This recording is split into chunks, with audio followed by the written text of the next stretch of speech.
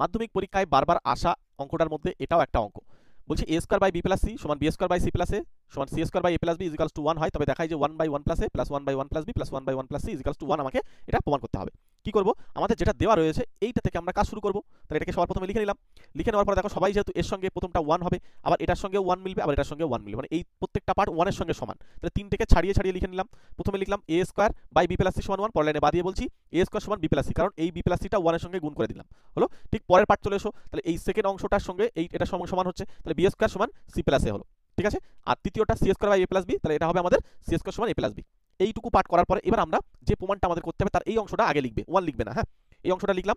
লিখে এখন বলে লেখার পরে আমরা এদেরকে ক্যালকুলেশন করব। কিভাবে ক্যালকুলেশন করতে হবে, প্রথমটাতে আমি a দিয়ে উপরে নিচে গুণ করে নিচ্ছি, দ্বিতীয়টাতে আমি b দিয়ে উপরে নিচে গুণ করছি, তৃতীয়টা থেকে c দিয়ে গুণ করে নিচ্ছি। কেন গুণ করছি, কারণ এই যে নিচে a আছে না, তাহলে এটাকে a স্কয়ার বানাতে চাইছি আমি। তাহলে a স্কয়ার বানালে আমি এই a স্কয়ার বানালে আমি কিন্তু মান বসাতে পারবো। ঠিক আছে, এইখানে এটা a, তাহলে এটা যদি a স্কয়ার বানাই তখন আমি মান বসাতে পারবো। ওকে, আচ্ছা এইখানে ও a স্কয়ার মানটা তো এখানে আছে, তাহলে a স্কয়ার বসাতে পারলে আমি b প্লাস c বসাতে পারবো। আবার দেখো b স্কয়ার, এটা b ছিল ঠিকই আছে, আর এটা b যদি বসাই, b স্কয়ার যদি হয় তাহলে আমরা মান বসাতে পারবো। এরপরে c যদি হয় তাহলে আমরা c স্কয়ার হলে c স্কয়ারের মানটা বসাতে পারবো। সেই কাজটাই আমরা করছি। তাহলে পরের লাইনে আমরা লিখছি a by a plus a square b by b plus b square, মানে এটা সব গুণ করে দিলাম।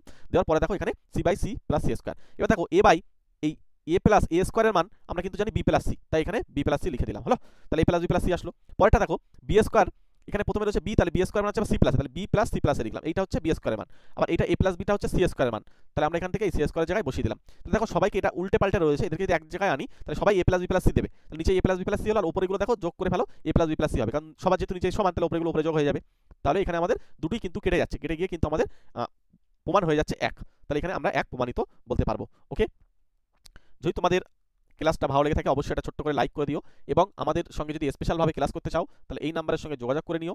আমরা তোমাদের ম্যাথ ক্লাসটাকে ধরে ধরে স্পেশালভাবে অফলাইনে এবং অনলাইনে ম্যাথ ক্লাস করি। তো কোথায় কীভাবে ক্লাস হয় না হয় তোমরা এই নাম্বারের সঙ্গে যোগাযোগ করে নিও, ছোট্ট একটা লাইক করে রাখো। এর পরবর্তী ক্লাস 11 এবং ক্লাস 12 এর জন্য আমরা কিন্তু এই চ্যানেলটাতে ম্যাথ ক্লাস তোমাদেরকে দিতে থাকবো। ওকে, প্রত্যেককে থ্যাংক ইউ, প্রত্যেকে ভালো থেকো, সুস্থ থেকো।